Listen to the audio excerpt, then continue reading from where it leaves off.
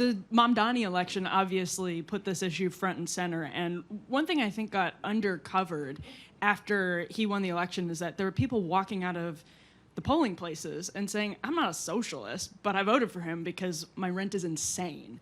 There was a lesser of two evils element to that election. Obviously, if you ask people to vote for Andrew Cuomo or this like 33-year-old guy who's talking about things that matter to you, it's easier to pitch your socialism, of course. But I actually think it's also interesting that you had people who said, I'm not a socialist, but he's talking about things that matter. So usually we all understand the first step is admitting you have a problem, naming the problem. And the problem really is the inaccessibility to the American dream. Now, we still have a lot of upward mobility in this country, more than anywhere else on earth, and young people don't appreciate that. All of those things can be true, but one of the reasons they appreciate it less, first of all, they did not grow up during the Cold War, and that's why younger people take it for granted. They just didn't have that experience.